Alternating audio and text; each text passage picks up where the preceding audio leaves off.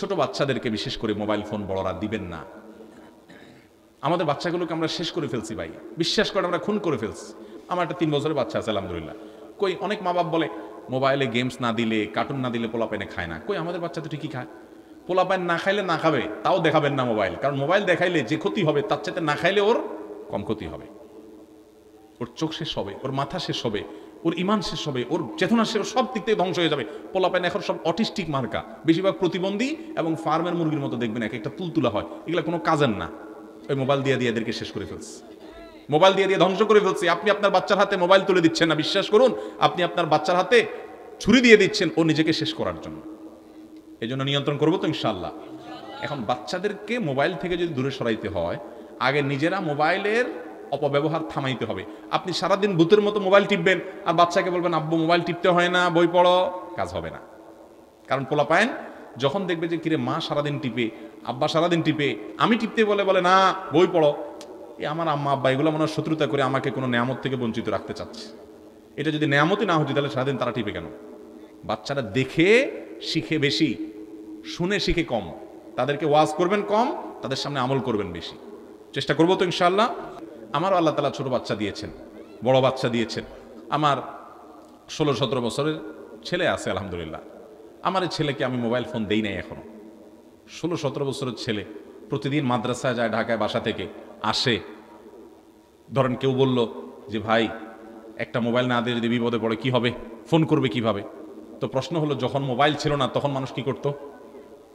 কি বলেন? তাহলে বোঝা গেছে যে মোবাইল ছাড়াও মানুষ চাইলে চলতে পারে। ও যদি বিপদে পড়ে, আল্লাহ না করুক, কোথাও কল দিবে। আর যদি কল দেওয়ার মতো সুযোগ না থাকে তো বিপদ না হয় আসবেই। মোবাইল থাকলে যে বিপদ আসবে না এমন কোনো গ্যারান্টি আছে? তাহলে মোবাইল দিয়া ওর যে বিপদ হবে, মোবাইল না দেওয়ার কারণে যদি বিপদ হয় সেটা তার চাইতে শ্রেয়। আলহামদুলিল্লাহ সে পড়াশোনা করছে, সেও খুব খুশি।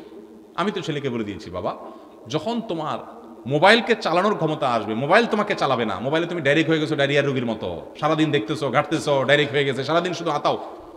এই রোগের রোগী হয়ে যাবে তুমি এই বয়সে মোবাইল নিলে। যখন তুমি মোবাইলকে নিয়ন্ত্রণ করতে শিখবা, প্রয়োজনে কথা বলবা, তখন তোমাকে মোবাইল ফোন কিনে দেওয়ানো সব আমি কিনে দিব, সব ব্যবস্থা আমি করে দিব। তুমি এখন পড়াশোনা করো আর আমার প্রতি আস্থা রাখো। আমি একজন বড় লোকের বাসায় একবার গেছি, বাসায় না অফিসে গেছি। বাংলাদেশের প্রথম সারির, মানে 1, 2, 3, 4, 5-এর ভিতরে একজন ধনী হলে এরকম একজন ধনী হবে। নাম বললাম না, নাম বললে সবাই চিনবেন। তো তার অফিসে গেছি একটা মিটিংয়ে। প্রসঙ্গত আমার সম্পর্কে এক ভাই পরিচয় করা দিয়েছেন যে হুজুরকে চিনেন কিনা। তিনি বললো না আমি চিনি না। তখন অবাক হয়ে গেছে ভাইটা, কি ওনাকে চিনেন না কেমনে সম্ভব? আপনি এত বড় লোক মানুষ, নিশ্চয়ই সারাদিন আপনি নেট ঘাঁটাঘাঁটি করেন, এই হুজুরে চিনেন না কেমনে হলো? তখন উনি বললো ভাই সরি, আমার মোবাইলে ইউটিউব অ্যাপটাই নাই, ফেসবুক ইউটিউব এই অ্যাপগুলো আমার মোবাইলে নাই, এবং এগুলো আমি কখন, আমার কোনো ফেসবুক আইডিও নেই। তখন আমি চিন্তা করলাম এই লোক শত শত কোটি টাকার, হাজার হাজার কোটি টাকার মালিক হয়েছে, দেশের সেরা শীর্ষস্থানীয় ব্যবসায়ী যে হয়েছে, এর অন্যতম একটা কারণ হলো এটা যে ফালতু কাজ করার সময় তার নাই। এই সারাদিন ফেসবুক ইউটিউব টিপাটাপি করা যুবক পোলাপাইন দেখবেন এদের জীবনে কিচ্ছু করতে পারে না। এর রাস্তা রাস্তা ধ্বংস হয়ে যায়, মোবাইল শেষ করে ফেলে। ও টেরও পাচ্ছে না, ওর পুরো জীবনটাকে শেষ করে ফেলতেছে। ঠিক না? ঠিক। একটা সময় আসবে আপনি মোবাইল ব্যবহার করবেন, নিয়ন্ত্রিত ব্যবহার। আমাদের আরো এক ভাই আছেন, আমি নাম বলবো না, যুবকরা, লক্ষ লক্ষ যুবকরা তাকে পছন্দ করে, ভালোবাসে। ইসলামের পথে তিনি এসেছেন, একসময় তিনি মুসলমান ছিলেন না। সে ভাই, ওনার ফেসবুক আইডি নেই, কোনো আইডি নেই, আইডি আছে সরি, মানে ফেসবুক অ্যাপই নেই ওনার মোবাইলে, এবং আইডি বেশিরভাগ ডিঅ্যাক্টিভ করা থাকে, কোনো অ্যাক্টিভিটিস নেই। তো আমি একবার জিজ্ঞেস করলাম ভাই তো তথ্য কি করেন? বলে ভাই তথ্য জানার জন্য ফেসবুক টিপা লাগে, এর চেয়ে বোগাস কথা আরেকটা নেই। কারণ যার ফেসবুক নাই সেও কিন্তু তথ্যটা ঠিকই নিতে পারে, আমাদের সময়গুলো সব শেষ করে ফেলে। বিশেষ করে বাচ্চাদের ব্যাপারে, আমি বাচ্চাদের কথা বলতেছি না। এই মোবাইল ফোনের ভার ব্যবহার করা দুনিয়াতে অনেক সহজ হতে পারে, এর ভার বহন করা দুনিয়াতে অনেক সহজ হতে পারে, আখেরাতে এর দায়ভার বহন করা অনেক কঠিন হতে পারে। মোবাইল দ্বারা সবচেয়ে বেশি অপরাধ যেটা হয়, সবচেয়ে বেশি হারাম যেটা হয়, স্মার্টফোনে হারাম জিনিস দেখা, নেটে হারাম হারাম বিভিন্ন নিষিদ্ধ বিভিন্ন বিবরণী, সেগুলো আপনি পড়ছেন, বিভিন্ন বর্ণনা পড়ছেন, বিভিন্ন ভুইফোড় অনেকগুলো নিউজ পোর্টাল বের হয়েছে আজকাল, যে শুধুমাত্র আজে বাজে নিউজ করা, একটা সহজ নিউজটাকেও এমন নোংরাভাবে উপস্থাপন করা, যুবকরা বাধ্য হয়ে ওইটাতে ক্লিক করে এবং মনে করে যে সেখানে রগরগে কোনো বর্ণনা আছে। ভাইরা আমার, এটাতে হারাম স্বাদ পাবেন, কিন্তু আপনার মনটাকে আরো অস্থির করে দিবে। আল্লাহ থেকে আপনি দূরে সরে যাবেন, আপনার ইমানই দুর্বলতা তৈরি হবে, তাকওয়া শেষ হবে। মোবাইল ফোনে সবচেয়ে বেশি অপরাধ হয় এই চোখের গুনাহ, সেটা পড়ে হোক হারাম কোনো কিছু, অথবা কোনো হারাম ভিডিও দেখে হোক, কোনো হারাম ফিল্ম দেখে হোক, কোনো অশ্লীল দৃশ্য দেখে হোক, কিংবা কোনো মিউজিক ইত্যাদি শুনে হোক। তো এই ধরনের বিষয়গুলো থেকে বেঁচে থাকা ফরজ।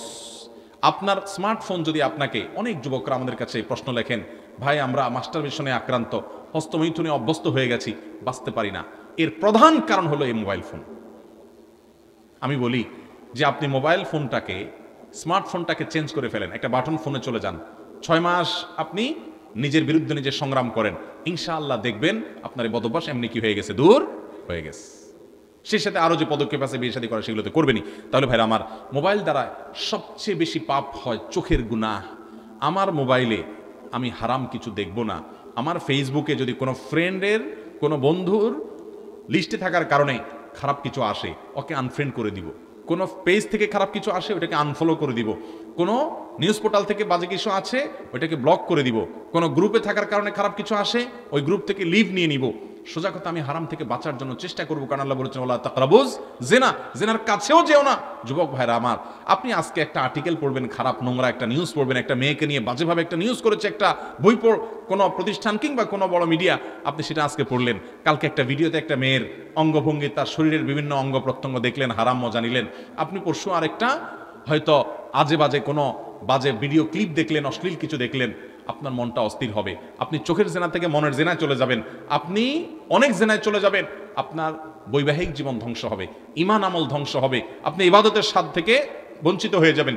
এই জন্য স্মার্টফোন ব্যবহার যারা করবেন, এই গুনাহ থেকে বেঁচে স্মার্টফোন ব্যবহার করা মানুষ এখন সোনার হরিণ হয়ে গেছে। ঠিক না ভাই? ঠিক। আমরা যতগুলো পয়েন্ট বলছেন, মধ্যে সবচেয়ে গুরুত্বপূর্ণ হলো এই পয়েন্টটা।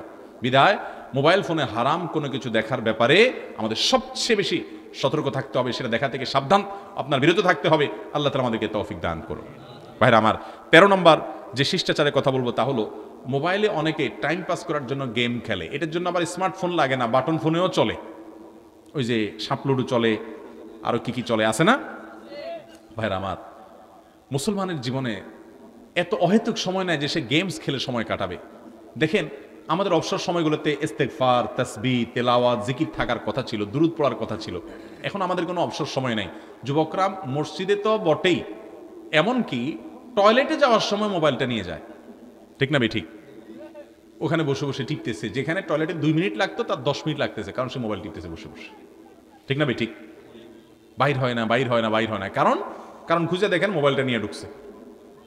ভাইরা আমার, এই মোবাইল ফোন, এটাকে অনিয়ন্ত্রিত ব্যবহার করার কারণে এটা আমাদেরকে ব্যবহার করছে। অনেক যুবক দিনে এভারেজে 4-5 ঘন্টা মোবাইলের মধ্যে ডুব দিয়ে থাকে, স্ক্রল করছে করছে করছে। আমি সবসময় বলি, এই আঙ্গুলের আগাটা, এটা যদি ভালো করে কোনো আপনার সূক্ষ্ম যন্ত্র দিয়ে দেখা যাইতো, তাহলে দেখা যেত আমাদের যুবকদের আঙ্গুলের এই আগাটা ক্ষয় হয়ে গেছে। কারণ এত বেশি মোবাইলের গ্লাসের উপরে এটা ঘষছে যে মনে হয় আগাটা অনেকটা ক্ষয় হয়ে গেছে। এই যে স্ক্রল করছেন, কি খুঁজতেছেন আপনি নিজেও জানেন না কি খুঁজতেছেন, অযথা। ভাইরা আমার, আল্লাহ তাআলা আমাদের এই যৌবন সম্পর্কে, সময় সম্পর্কে জিজ্ঞাসাবাদ করবেন। এগুলো বিশ্বাস করেন, আপনার দুনিয়ারও কোনো কাজে আসবে না, দুনিয়ারও কোনো কাজে আসবে না, আখিরাতের কোনো কাজে তো আসবেই না। আপনি বলবেন আমি ইনফরমেশন জানতে চাই, আমি তথ্য সম্পর্কে সচেতন হতে চাই। যেই তথ্য আপনার জানা জরুরি, ওইটা আপনি স্ক্রল না করলেও জানবেন, আপনাকে কেউ না কেউ বলবে। অতএব তার জন্য মূল্যবান সময় নষ্ট করা যাবে